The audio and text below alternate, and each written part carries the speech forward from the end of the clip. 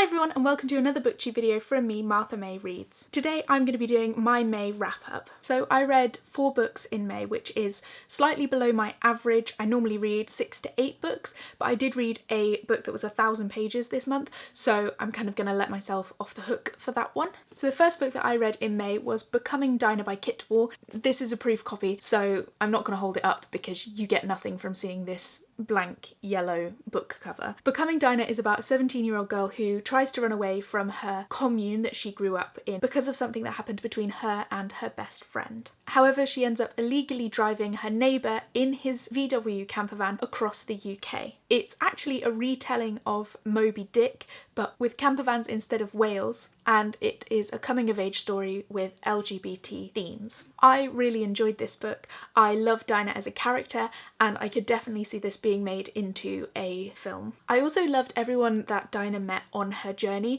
So this book is kind of a road trip book, but with a bit of a twist because she's driving a grumpy old man around instead of normally you would drive one of your friends around on a road trip. Throughout the trip, Dinah learns things about herself and flashbacks to her life before she decided to run away, and also meets people along the way that help her to discover what she should be running towards rather than what she should be running away from. The thing that I would say about this book is that Dinah is 17 and has only had a few driving lessons and drives this VW camper van perfectly. I don't think she stalls at all, which I recently passed my driving test, and after a few driving lessons I would not have been able to drive a camper van across the country while being shouted at by a grumpy old man.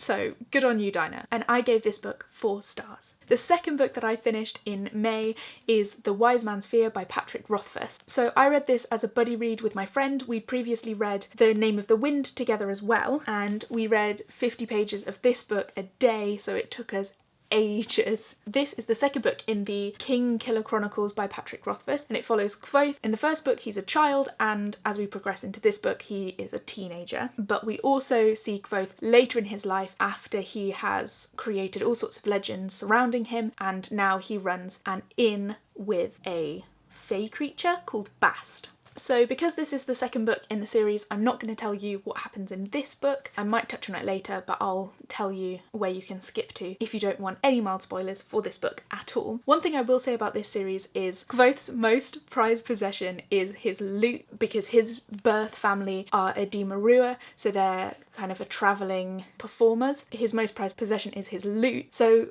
generally when I'm reading a book or watching a film and I get told this object is the most important object to me or for the quest or whatever, I generally tend to then keep tabs on that object. So with Kvothe's loot, every time it's in a scene, I'm like, okay, where's the loot? So sometimes he leaves it under benches, sometimes he gets drunk and just leaves it behind and then forgets where it is.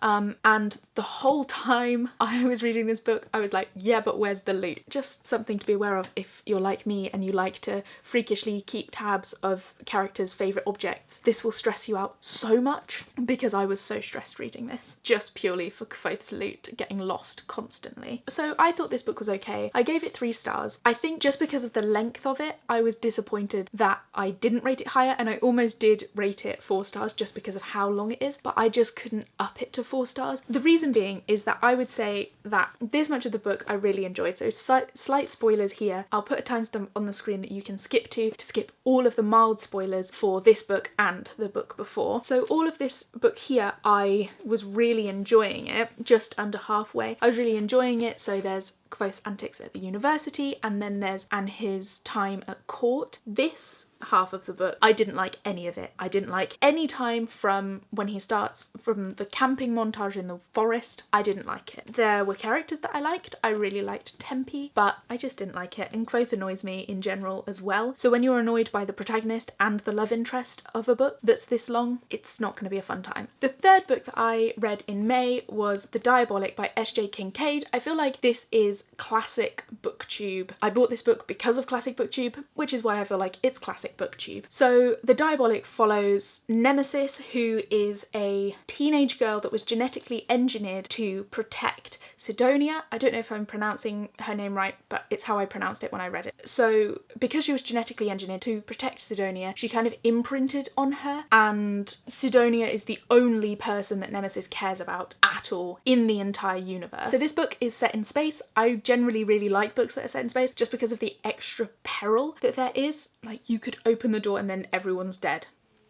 Wild. Sidonia's father gets in trouble with the royal court. They request that Sidonia comes and stays with them. The family and Nemesis assume that Sidonia is going to be murdered by the royal court, and so they send Nemesis in her place. I really like court politics books, and I really loved the first half of this book. I really enjoyed reading from the point of view of Nemesis. So because Nemesis only cares about Sidonia's life, she also doesn't care about her own life or anyone else's, just Sidonia. And that was really interesting to read about because she'll do anything as long as she thinks it's for Sidonia's good. There were parts where bad things would happen to people in the court and you would get Nemesis's point of view saying like, I looked around to figure out how I should react to this, which of course she would have to because she doesn't have emotions technically. There was just a flash of lightning. There is a storm happening.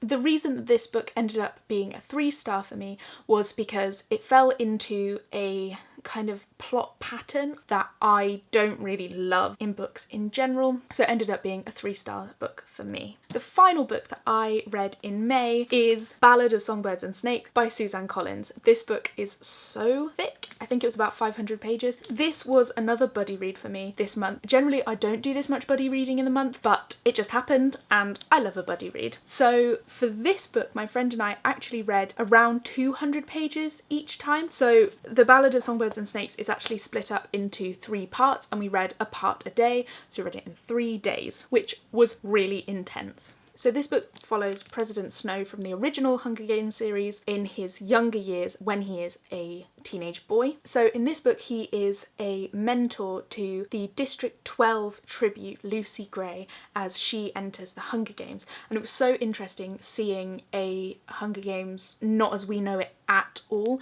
So obviously in the original series, if you've read it, you'll know it's all televised. You can have things kind of shipped in for the tributes that you support the most, and this Hunger Games seems to be the one that sparked a lot of that off, which was really interesting to see how it developed and who was the mastermind for its development. There is still a thunderstorm happening outside, so sorry if you can hear it. I also really liked seeing how the capital was after the war, because in the original trilogy you get to see how the districts fared after the war, but you don't really get to see how the capital was after the war, so it was really interesting to see that. I really want to do a reread of this book. I'm thinking also of doing a reading vlog of that reread. I read this so fast partly because I wanted to know what was going to happen next because it's very page turning. Now that I know what's going to happen, I want to read it to see how it's written and how Snow turns each situation to benefit himself. Yeah, I'm looking forward to rereading this soon and doing a reading vlog for it. This is actually the first book that I've ever read and then wanted to reread basically within the same month. Normally when I read something, even if I really love it, I don't want to reread it, but because it was so plot heavy and also character heavy, I want to do a reread and figure out what's going on there. And I rated this 5 stars. So those are all the books that I read in May. My battery is flashing at me, so I'm rushing. Please let me know in the comments down below if you've read any of these books and what you thought of them. Also, I'd like to direct you to the description box of this video where you'll find resources on how you can continue to support the Black Lives Matter movement. If you liked this video and would like to see more from me, please do subscribe to my channel and I'll see you in the next one. Bye!